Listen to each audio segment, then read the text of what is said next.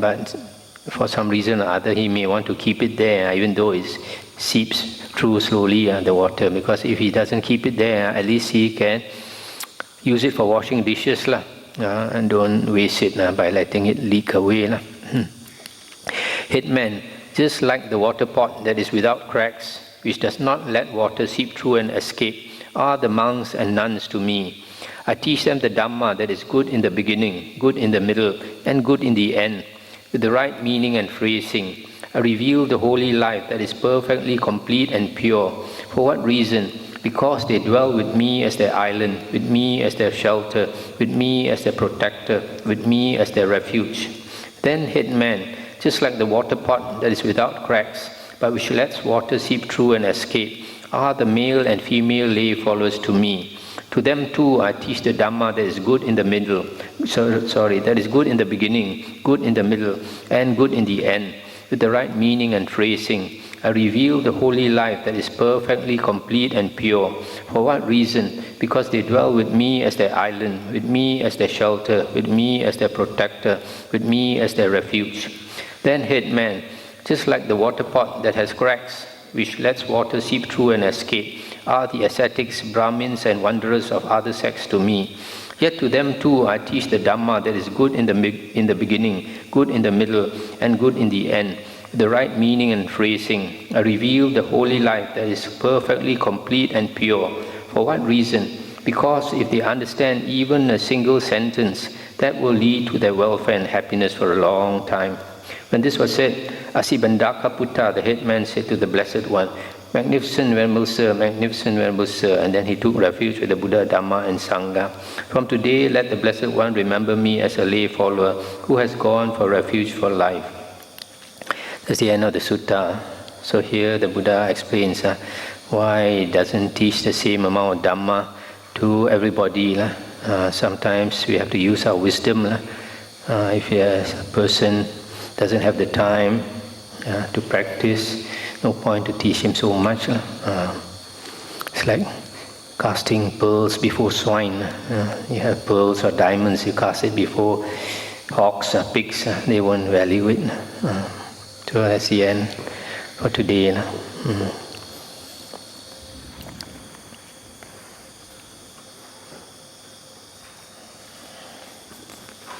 Quite interesting, some of these suttas.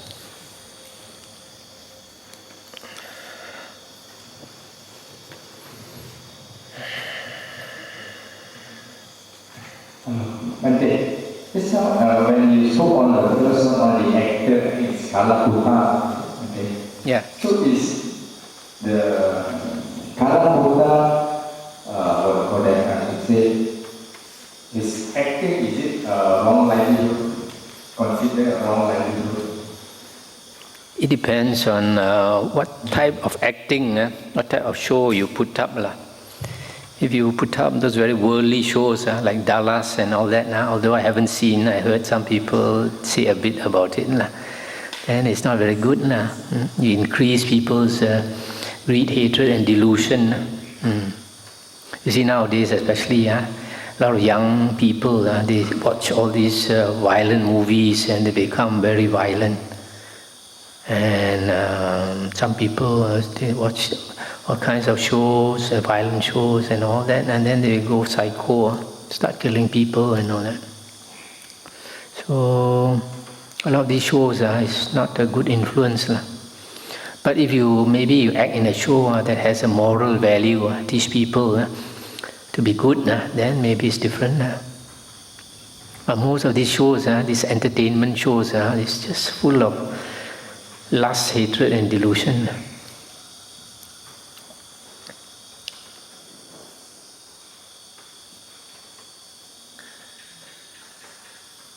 So you see a lot of these entertainers, whether it's entertainers in the music field or in the movies and all that. You see when they grow old, their end is not very good. Yeah, very good. They make money, they enjoy so much, they've used up a lot of the blessings.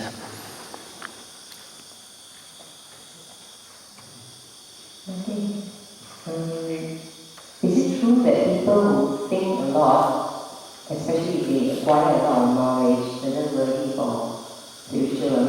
I like to take Ananda, Venerable Ananda as an example, because he saw so much Sutta in his mind that probably he also doesn't have the time to practice, because he has to look after the Buddha and do a lot of administration.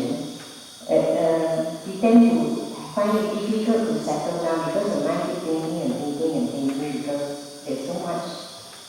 The mind is like a lot of storage inside all other up. Not necessary. This knowledge, it depends on what knowledge. If it is worldly knowledge, then it is not beneficial. But if it is Dhamma knowledge, I think it's very beneficial because Dhamma knowledge teaches you how to contemplate the Dhamma in the right way. And like the Suttas we heard about Citta, the layman, his knowledge of the Dhamma is so good, and he can correct the senior monks. So that Dhamma knowledge to him is not a hindrance. So it's not like, just like desires. The Buddha didn't say all desires are bad. The Buddha also didn't say that all attachments are bad. The Buddha said, if that type of desire gives you suffering, then it's bad for you. But if that type of desire leads you to happiness, then it's good.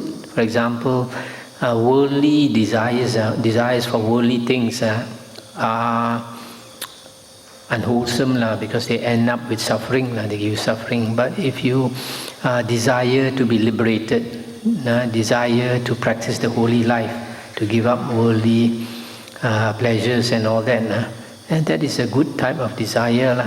Just like the Buddha says, indulging in pleasures. There are two types of pleasures, the Buddha said. To indulge in worldly pleasures, that is discouraged by the Buddha because it gives you happiness in the end. What we say, Thảo tìm bôi kho xin tìm hậu phú, xin tìm hậu phú. That is the worldly happiness. But the holy life is the opposite. Thảo kho bôi tì, xin phú hậu tìm.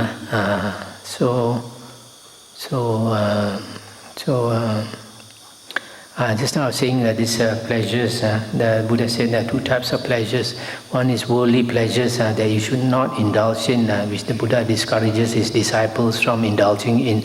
But the bliss of happiness, the bliss that comes from meditation, deep meditation, the Buddha says that is blameless. And in fact, he encourages his disciples to indulge in that jhanic bliss, because for the simple reason that it leads you to attain the stages of Aryahood, Sotapanna, Sakadagamin, Anagamin, and Arahanhood. So we have to differentiate between what is wholesome and what is unwholesome. Because sometimes the mind get interested in a certain Dhamma topic, for example, Satipatthana. Then if you have an obsessive mind, they will stop practicing meditation because the mind is so obsessed with do research into that particular topic and reading all the Nikayas away. So we tend to set aside a meditation practice and probably for weeks a day. So where do we strike the balance? In the Suttas, the Buddha says it is all right for a monk to teach Dhamma, but even if he teaches Dhamma, every day he has to set aside some time for meditation, to calm his mind, to tranquilize his mind. It is all right for a monk to investigate the Dhamma, to study the Suttas or to repeat the Suttas, but he must set aside some time every day to meditate. It's not like you set aside a few weeks or a few months. No. That is not. Every day you must do your meditation practice. Just like what we do now. We set aside 4.5 hours every day to have a group sittings There are other times if you want to meditate on your own, fine. If you want to investigate the Dhamma on your own, fine. You want to listen to CDs, fine. See? But the minimum every day here is 4.5 hours group meditation. That is enough to make us progress. But of course, even investigating the Dhamma, we have to be very careful. As I mentioned in my book Liberation, studying too much is one extreme. Not studying at all the Dhamma is another extreme. So we have to take the middle path, and the middle path is to investigate only the Buddha's words in the Nikayas, in the original discourses of the Buddha in the Nikayas. Of course, if you want to investigate, for example, Abhidhamma, like I did, I spent some time, but not too much time. Spend some time, but with my foundation of the Suttas, my understanding of the Suttas, when I study the Abhidhamma, I can know where are the contradictions with the Suttas, you see. If your foundation of the Suttas is not good enough, when you study Abhidhamma, you don't know there's a lot of contradiction. Similarly, when you study Mahayana books, and you compare them with the original suttas, if you have good knowledge of the original suttas and the Nikayas, straight away you will know contradictions, where there are contradictions. Because a lot of these later books, like Abhidhamma, Mahayana, Visuddhimagga, commentaries and all that, they have a lot of Dhamma, but they add a bit of Dhamma, what is contrary to Dhamma. They put a bit of shit in the nice food. So if you ignorant, you swallow the whole thing, including the shit inside. So you have to be very careful so that you know how to differentiate. So we study the other books just for comparison. So we should spend our time investigating only the original suttas in the earliest 4 Nikayas, plus the 6 books of the Khuddaka Nikaya that I mentioned in my book Liberation. So if we concentrate on these original words of the Buddha, we study them again and again, we'll have a very good foundation on the Dhamma. And this understanding of the Dhamma is extremely important, because the Buddha says in the Suttas, there are only 5 occasions when a person attains liberation. And out of these 5 occasions, 4 of them have to do with the Dhamma. So it shows that if you don't know enough Dhamma, you can never be liberated. One is when a person is listening to the Dhamma, he becomes liberated. Second, when a person is teaching the Dhamma. For example, like these few weeks, I've been teaching this Samyutta Nikaya. I have to do a lot of homework, I have to study, and then there are some words which are not very clear, the translation. I have to check the Pali dictionary, I have to check the original Pali text, and then I have to compare with the Pali text, society translation, and all these things. So when I prepare these suttas to teach, in the process of teaching, I also learn more Dhamma, you see. So the second time a person attains liberation is when he's teaching the Dhamma. The third time, when he's repeating the Dhamma. During the Buddha's time, they repeat the suttas again and again. But nowadays, since we have it in book form, instead of repeating, we just study the suttas again and again. It's the same as repeating the suttas. I keep studying them again and again, understand more. And the fourth occasion, when he reflects on the Dhamma, having learned the Dhamma, when we are free, we reflect on it to understand it better, to see it from different angles. So 4 of these occasions, a person can become liberated, can become an Arahant.